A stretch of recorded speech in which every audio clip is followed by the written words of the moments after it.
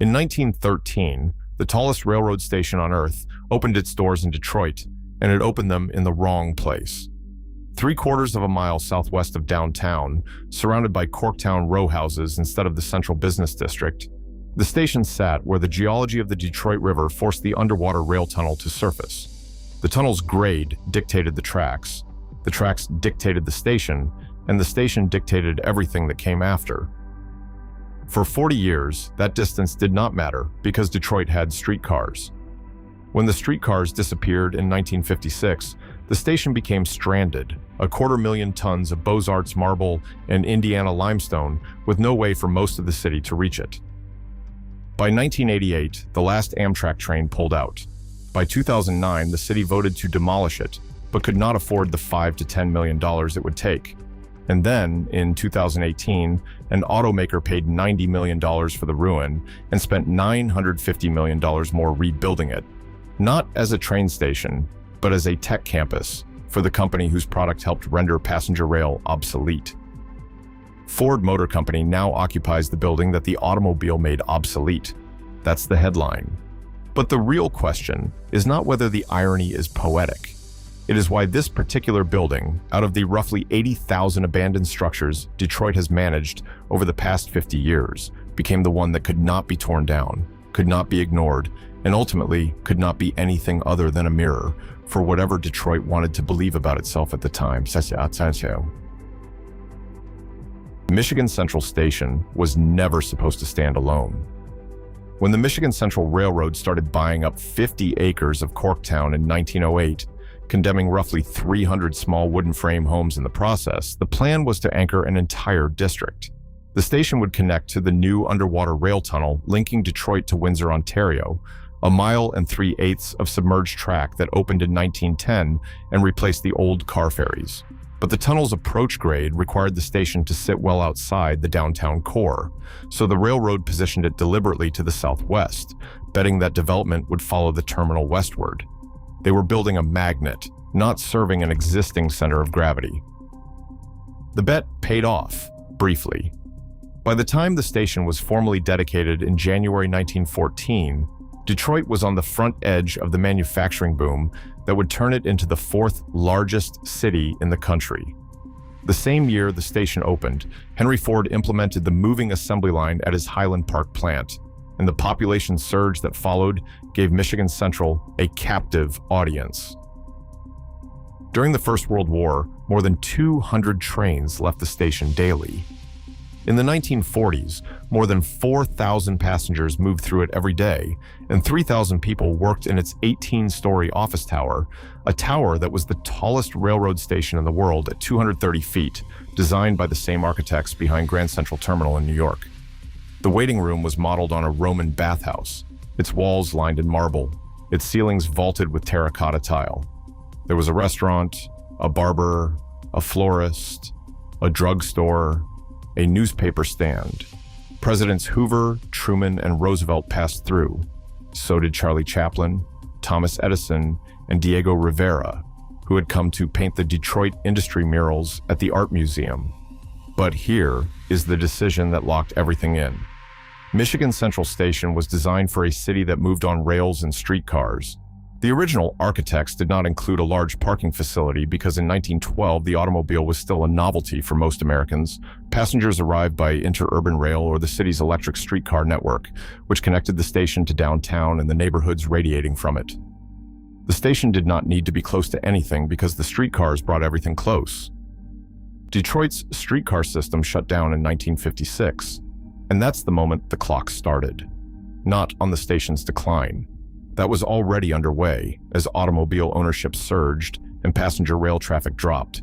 But it was the specific kind of decline that would turn this building into something no other abandoned structure in America became.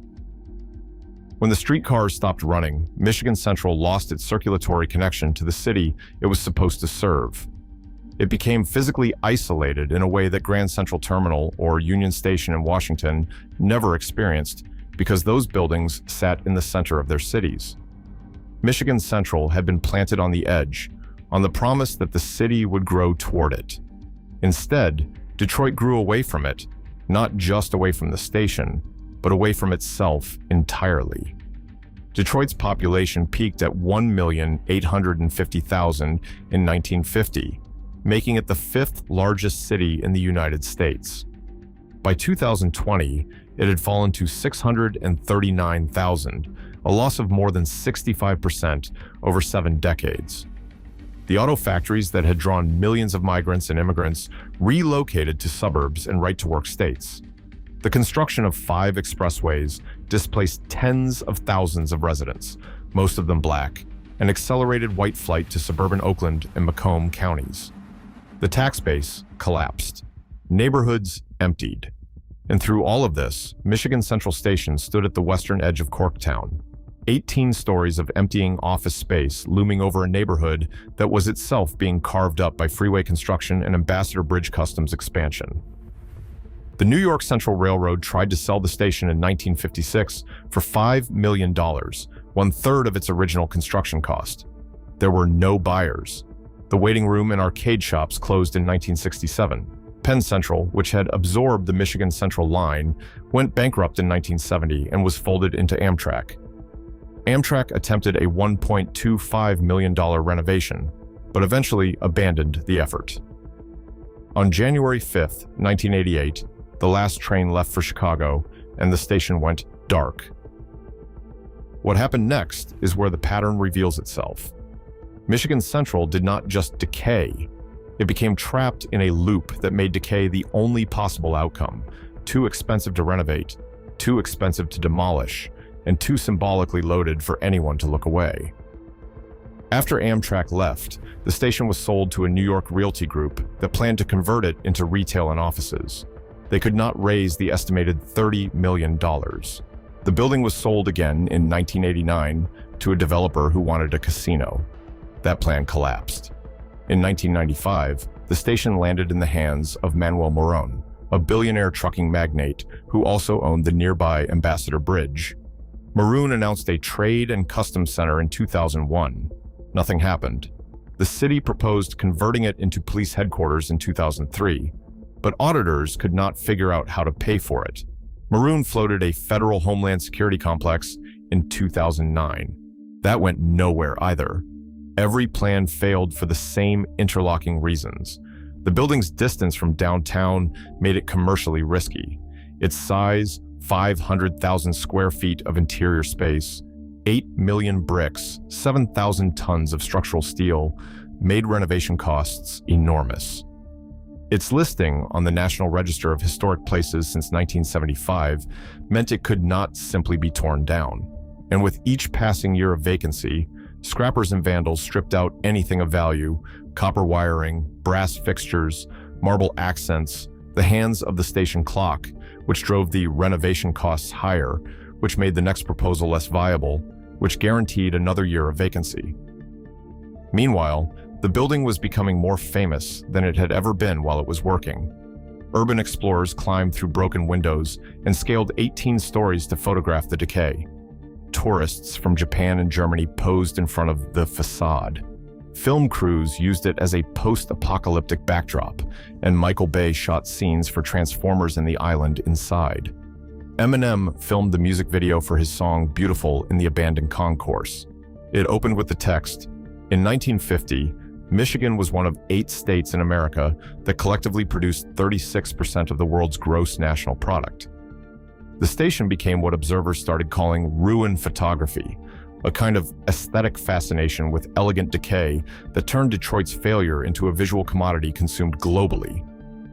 Michigan Central was not just a ruin, it was the ruin, the single most photographed abandoned building in America, and the default image editors used when they needed a visual shorthand for the words urban decline.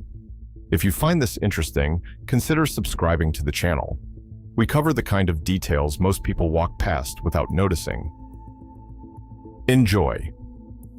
And this is where the building's original design decision, the one made in 1908 when the railroad planted the station 3/4 of a mile from downtown, created its strangest consequence.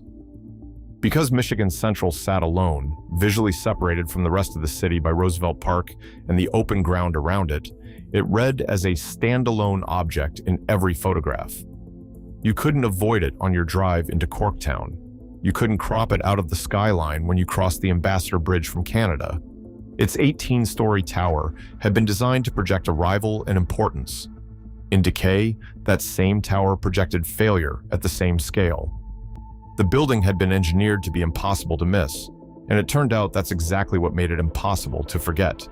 The city voted twice to order demolition. In 2009, the Detroit City Council passed a resolution demanding the Moron family tear it down, but the National Register listing blocked it. The Moron's company president said publicly that without the historic protection, they would have demolished it years earlier. The city itself tried to pursue emergency demolition and could not come up with the $5 to $10 million required. So the station sat in a kind of legal and financial purgatory, officially too dangerous to leave standing, officially protected from being brought down, and privately owned by a family that had the resources to do nothing and no obligation to do more. The Morons eventually spent about $12 million over 10 years on basic stabilization, a new freight elevator, a new roof, asbestos removal, and more than 1,000 replacement windows in 2015. It was not renovation. It was keeping the building just alive enough to avoid a condemnation order that might have forced their hand. Then, in 2013, Detroit filed for bankruptcy, the largest municipal bankruptcy in American history, with roughly $18 billion in debt. The city exited Chapter 9 in 2014, but the years of financial collapse had rewritten the emotional equation around Michigan Central. Detroit was not just a city with abandoned buildings anymore. It was a city that had officially failed at the most basic level of municipal solvency and was now trying to prove it could recover. The station's symbolism shifted again. Where it had once represented decline, it now represented the question of whether decline could be reversed, and whoever answered that question with bricks and money would own the narrative. On June 11, 2018, the Moron family confirmed what months of rumors had suggested. Ford Motor Company had purchased Michigan Central Station for $90 million. Bill Ford, the executive chairman and great-grandson of Henry Ford, called it a building that in many ways tells the story of our city.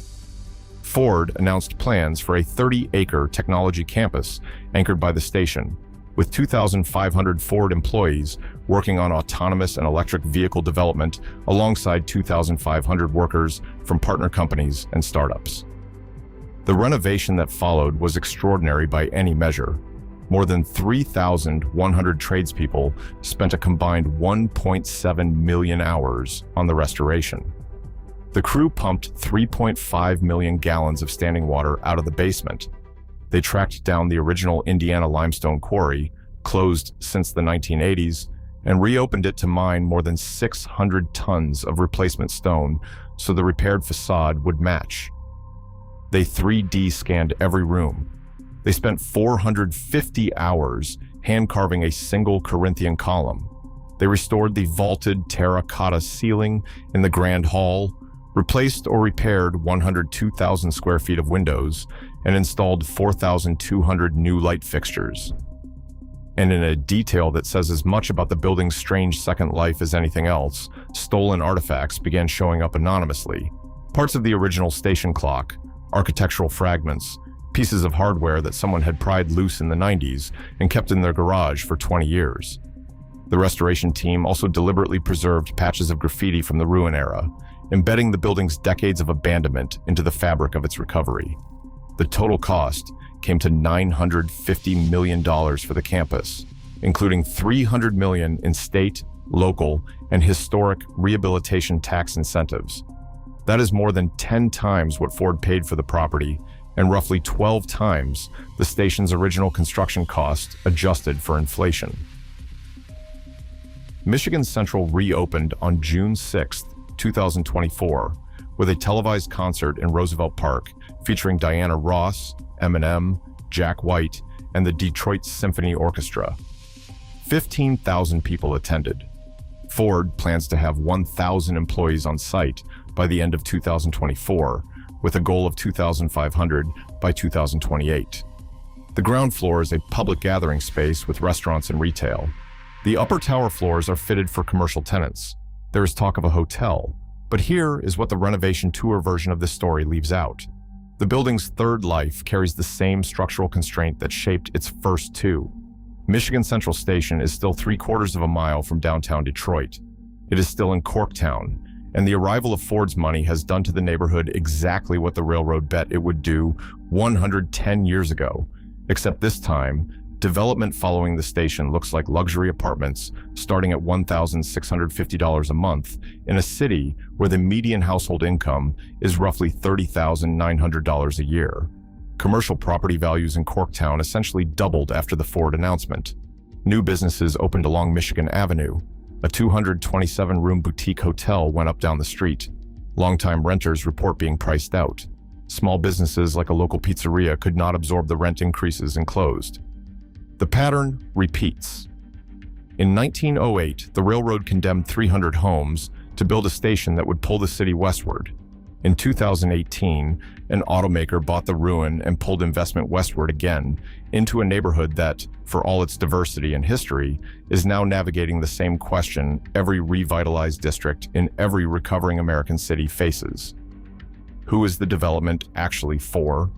Ford and local officials have pointed to a community benefits agreement that includes funding for affordable housing, job training, and education. The Greater Corktown Framework Plan calls for 842 new housing units over the next several years, with 60% reserved for affordable housing. These are real commitments, but they are also commitments shaped by the same geography that has been dictating outcomes since the tunnel was dug under the Detroit River. The station's distance from the central business district, which once isolated it from the city's economy, now insulates the new campus from the density and infrastructure that would let it function as a true urban hub rather than a corporate enclave with a restored lobby. Detroit's population grew for the first time since the 1950s in 2023 and again in 2024. Small numbers, but a statistical turning point after 7 consecutive decades of decline. Michigan Central is now cited as evidence that the trajectory has changed, and maybe it has. But what the building actually proves is something more specific.